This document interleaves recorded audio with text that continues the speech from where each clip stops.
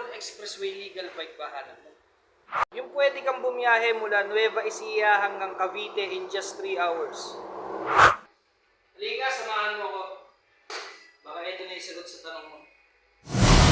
Again, ako nga pala ulit, si Kuya Mike. Nandito ulit tayo sa GM Cycle. Samahan nyo ako, i-review natin ang expressway legal bike natin.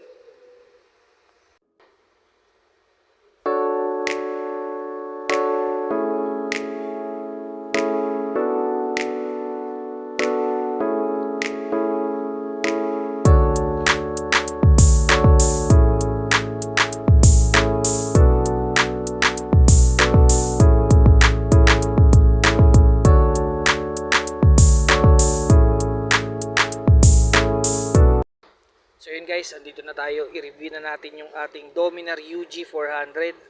So napakaganda, napakaangas, napakaastig ng ating motorsiklo. Okay? Check natin from head to toe. So yun guys, ating meter panel natin fully digital na. So napakaganda. Digital din yung ating gear shifting. Meron din tayong monitoring dyan. So yung fuel tank natin guys, talaga namang napakamacho ng dating. Ayan. At yung emblem natin na Dominar dyan, talagang very elegant yung dating ng ating emblem. Ayan. So yung sa right lever natin, may kill switch tayo, switch button ng ilaw, yung push button natin, electric push button. Okay. And yung side mirror natin guys, dahon type, no? Ayan. Sa left naman, passing light, high and low, flasher, busina. Ayan, napakaganda. Okay. Ayan, punta tayo sa ating seat assembly, mga kapatid. Ayan. Tingnan nyo naman, very comfortable yung ating yung rider seat natin. Ayan. At yung ating OBR seat natin, guys, medyo naka-elevate ng konti para mas komportable. Ayan. Ayan, napakaangas din nung UG400 na emblem natin. Ayun guys, meron din pala tayong lagayan ng luggage dito. Halimbawa, mag-road trip kayo, magra-rides kayo, pwede nyo lagyan ng bags or any luggage na pwede nyo ilagay. Okay, talaga naman napakaganda. Okay, guys, meron din tayong crash guard dito, no? Para halimbawa, masemplang tayo, minimal damage yung magagawa lang sa motor natin. So yan. And meron tayong reflectorized tail light dito guys. Pag halimbawa lumiliko tayo, very visible pa rin yung ating motorsiklo kahit na liliko tayo. Okay?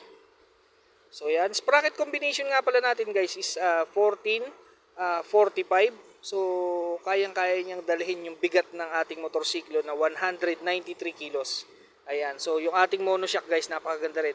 Napakaganda ng laro ng ating motorsiklo kahit nadali mo sa lubak. Talagang smooth na smooth yung ating play. Okay? Disc brake na rin tayo guys. ABS tayo guys, no? Okay? Wheel size natin sa harap is 110/70 by 17. Okay, sa likod naman po, tire size natin is 150 by 60. Ayun. So talaga namang medyo low profile siya pero malapad. So safe na safe sa mga bangkingan. Ayan. Okay. Displacement natin guys is 373 to be exact. And liquid cooled na rin po tayo.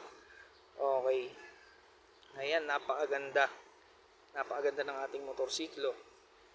Sa murang halaga, pwede ka nang mag-expressway. Headlight natin guys, LED na lahat yan, no? Pati yung ating flasher. Okay, ayun. Shout out nga pala kay Kuya Nico, si Diego, at si Tata Olan. Kailan ba tayo iinom? Okay? Ayan guys. Kung makikita nyo guys sa side view itong ating motorsiklo, very proportion yung design niya. No? So yung gulong natin sa likod, hindi naman masyadong nakapasok, hindi masyadong nakalabas. So saktong-sakto lang. Okay.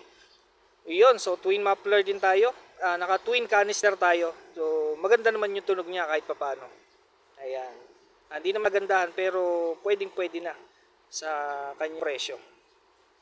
Ayan. Napakaangas, napakaastig. Check natin yung likod. Ayan guys, yung likod, very futuristic yung design ng ating tail light. Ayun, so another reflectorized light tayo dito sa likod. Ayun, shout out kay Kuya Jesse, ang ating cameraman.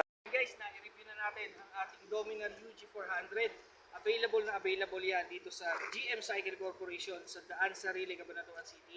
Kung gusto mo mag-avail, bibigyan kita ng malaking discount. SRP nga pala ng ating motorsiklo is 199,900. So ano pa hinihintay mo? Halika na at mag-avail na. See you next vlog.